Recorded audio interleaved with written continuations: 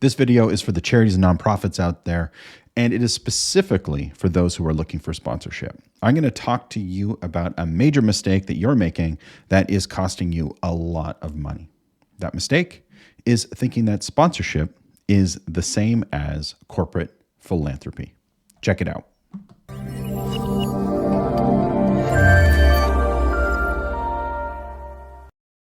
Before we dive into today's video, make sure you hit the subscribe button, click the bell icon if you're interested in videos all about sponsorship.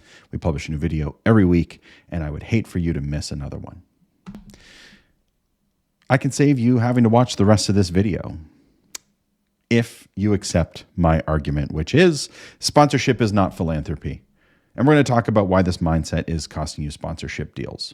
A quick note about my background. I spent about a decade selling sponsorship for charities and nonprofits.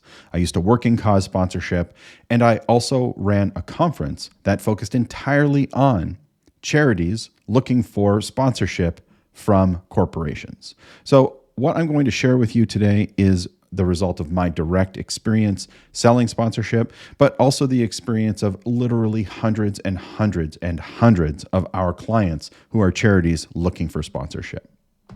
Here's the problem with confusing sponsorship and corporate philanthropy. It forces you to be too cause focused. Sponsorship has nothing to do with donations. It is a marketing tactic.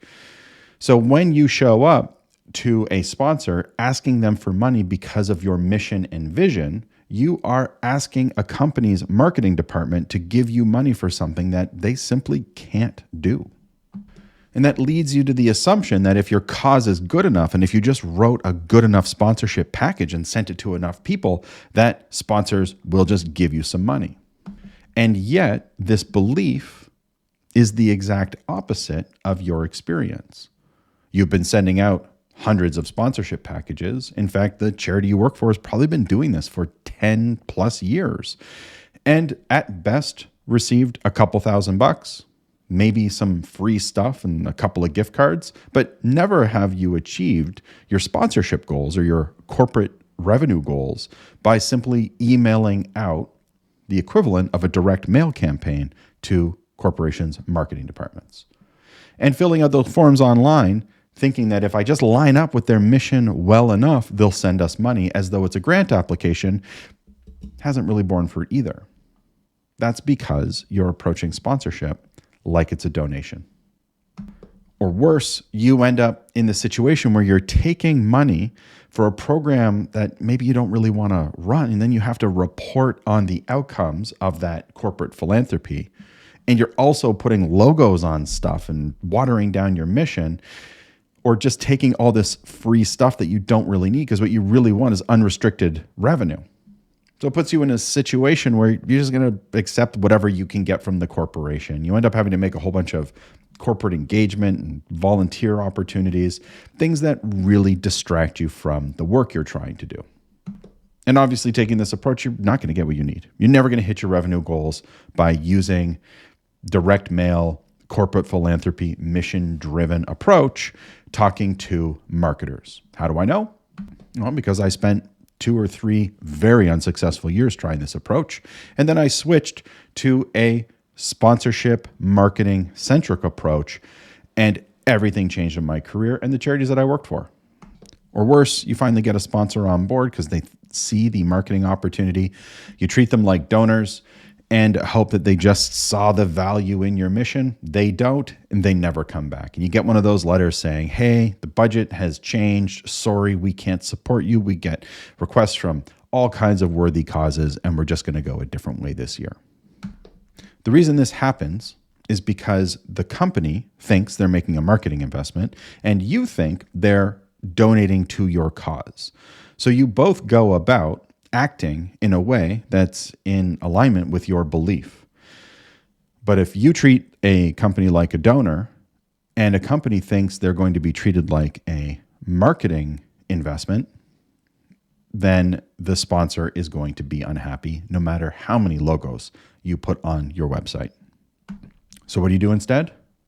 You have to get to know and understand who your audience is, who your donors are, who your volunteers are, the people who attend your events, who Subscribe to your newsletter. These are the people that make up your audience that your sponsors are interested in, not the mission that you're trying to accomplish. Your mission is very important to your audience. Your audience is very important to sponsors.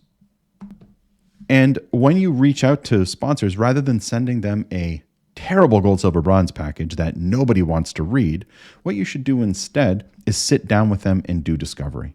Figure out what it is they're trying to achieve, why they're even interested in working with charities in the first place, things they've done with other charities that have achieved their goals. You want to do a full discovery session with your potential sponsors. Now, if you're not sure how to do a discovery session, there's plenty of resources on this channel on the topic, as well as on our website, sponsorshipcollective.com. Click the drop down and choose the free resources option. We've got a discovery script and a whole bunch of questions that you can ask sponsors to figure out what it is they're trying to achieve. So rather than assuming you know that they just care about your mission, you'll know what they actually care about, which could include your mission. But most importantly, you can deliver on the things that they actually want rather than making assumptions. Because the assumption game simply isn't working for you. That's why you're not getting new sponsors and you're losing old sponsors, or why you've just had the same sponsor for years and they're just not moving up year over year. Should you mention your mission and vision and cause? Sure, of course you should. In about a paragraph. Most charity sponsorship proposals spend like 10 pages talking about the mission, the vision, the history, all the great programs you run, the CEO's biography, everybody on your board. It's way too much. A simple paragraph about your cause so that you can then focus multiple pages on audience and cool activations is what you want to focus on if you want to practice sponsorship. If you want to do corporate philanthropy and just get donations from companies, nothing I'm sharing in this video applies. Personally, I have no idea how to get a capitalist company focused on profit to just give me some of that profit. But if you can figure out how to do it, please let me know in the comments down below because I would love to give it a try. And then you also have to know the value of your marketing opportunity, not just how much money you're willing to accept to cover your costs. You want to know what your marketing opportunity is worth. And I'll let you in on a little secret. It is almost certainly worth way more than you think it is. You are settling for pennies on the dollar what you should be able to bring in from a properly crafted marketing opportunity. The overwhelming vast majority of our clients badly undervalue their opportunities. And frankly, charities are some of the worst offenders in this category. The number one way to let sponsors know that you don't understand what sponsorship is and that you think sponsorship is philanthropy is to have 3 tiers and label them gold, silver, bronze. Actually, it doesn't matter what you label them. Any tiers where you're listing how many logo placements the company is going to get, you are telling the company that they are making a donation to you. This is a guaranteed way to get sponsors to run from your opportunity. I remember once at our conference, a major bank was speaking and somebody said, hey, like, is it important to you if we put where we're going to put your logo in our sponsorship proposals? And this individual said, we spent $50 million last year on media buy. We don't need your help to get our logo in front of a couple thousand people.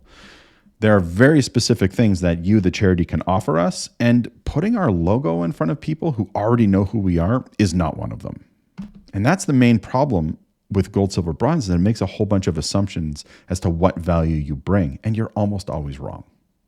The next thing that you want to do with all of your sponsors is produce a fulfillment report, not a letter thanking them for their support, explaining how many people you've now helped as a result of their money, but a fulfillment report showing their marketing investment and how you've delivered all the things you promised you would deliver. This is a great way to renew and upgrade sponsors year over year, but also to prove that you didn't think of their investment as a donation. Now, if a company explicitly tells you this is a donation, we don't want any recognition, you should honor the company's wishes.